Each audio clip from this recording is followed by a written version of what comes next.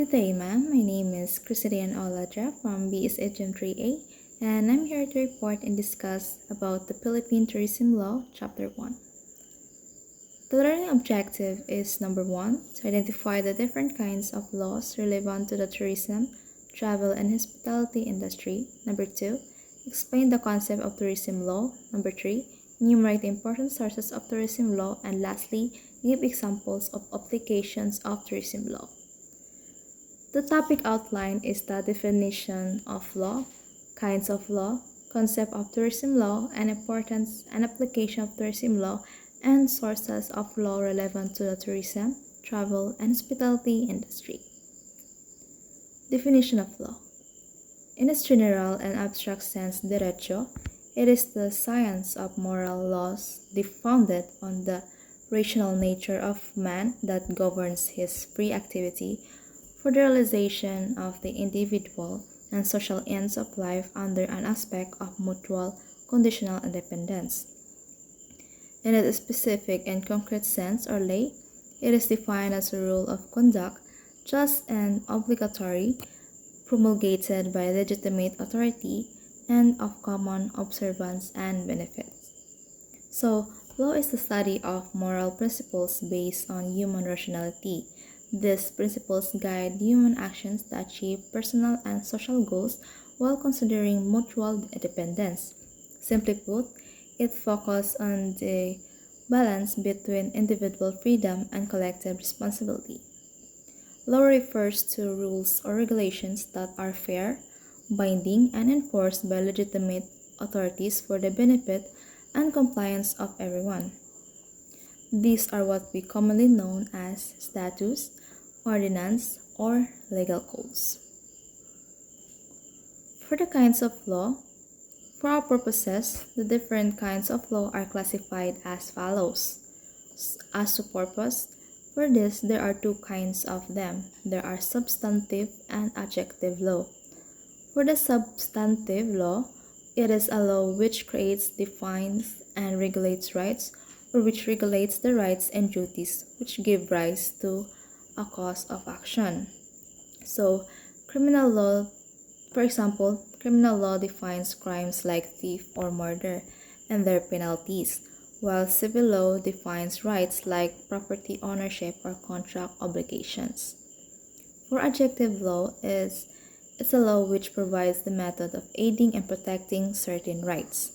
For example, rules of court dictate how evidence is presented or how cases are appealed.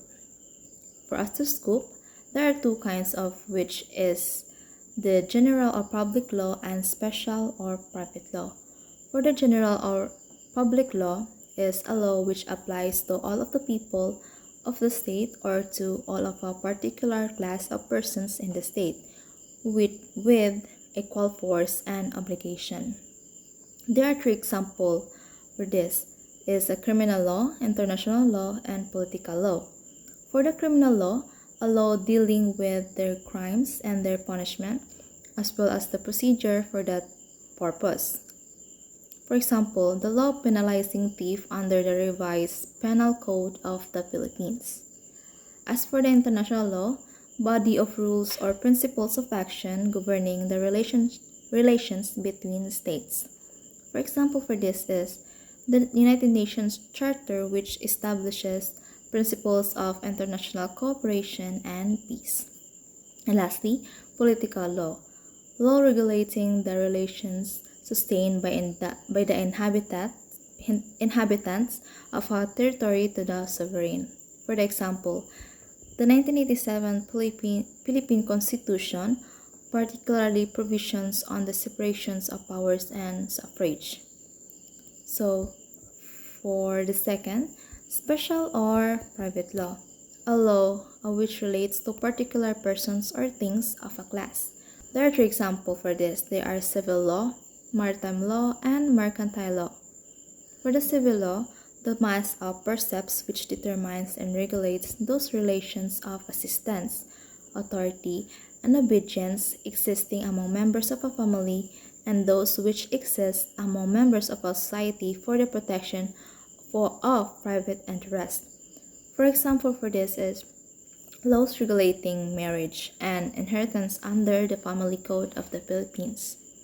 For the maritime law, it is the law dealing with commerce by sea, involving regulations of ships and harbors and the status of seamen. For example is laws governing liability for ship collisions or cargo damage under the Philippine Code of Commerce. So lastly, mercantile law, the law of commercial transactions derived from the law of merchant, which includes commercial paper, insurance, and other types of agency.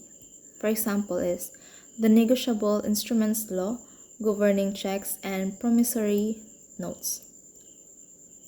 For the concept of tourism law, this tourism is defined as the custom or practice of traveling for pleasure, as well as the promotion by establishment of countries to attract tourists. The World Tourism Organization defines tourism as the activities of persons traveling to and staying in places outside their usual environment for not more than one consecutive year for leisure, business, and other purposes.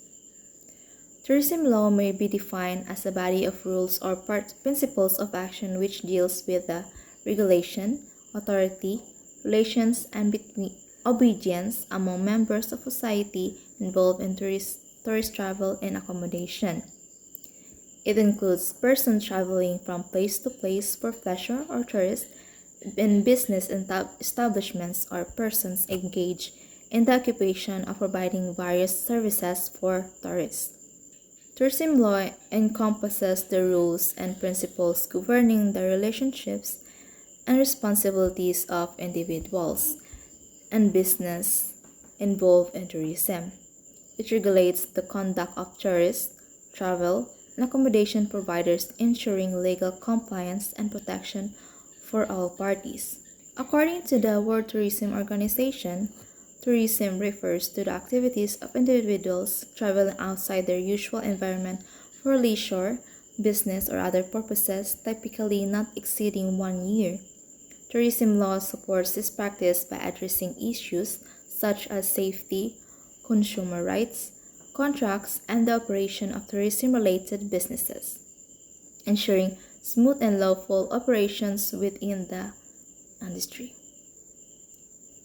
Importance and application of tourism law.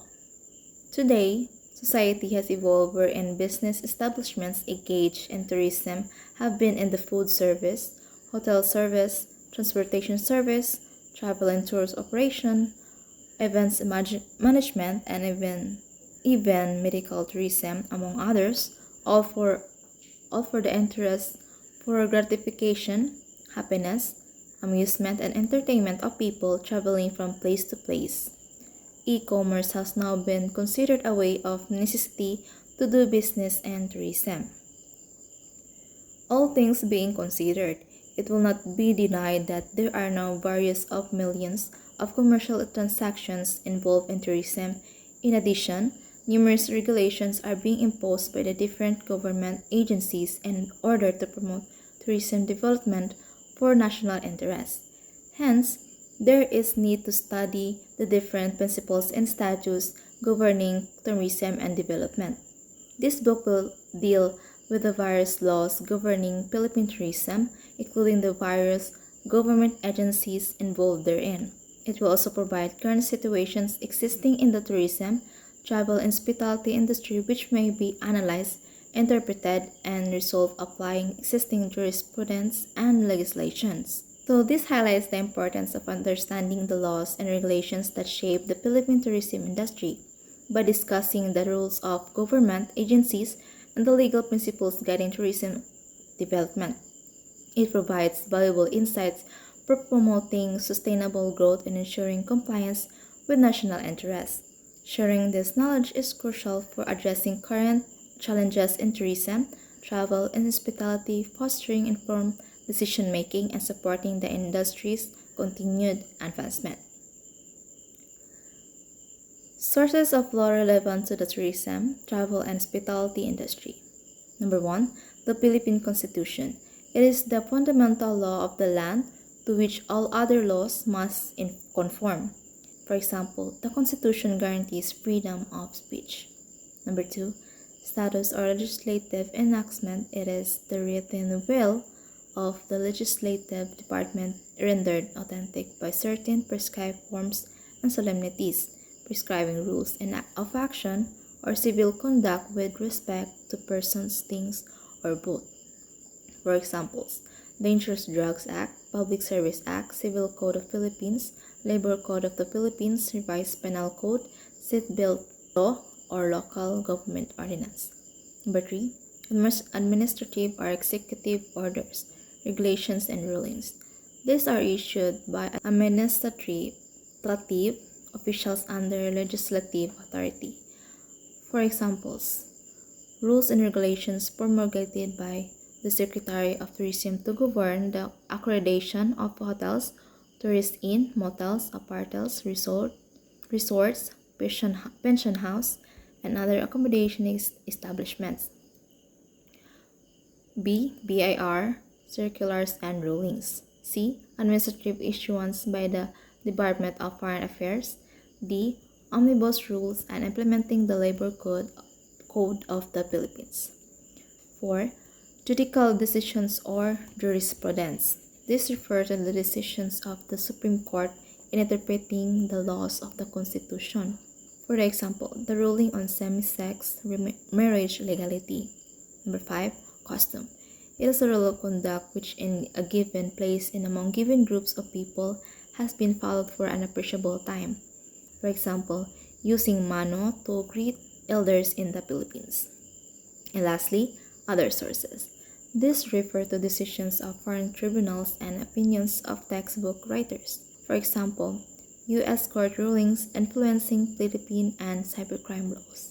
And that's all for my reporting, ma'am. Thank you.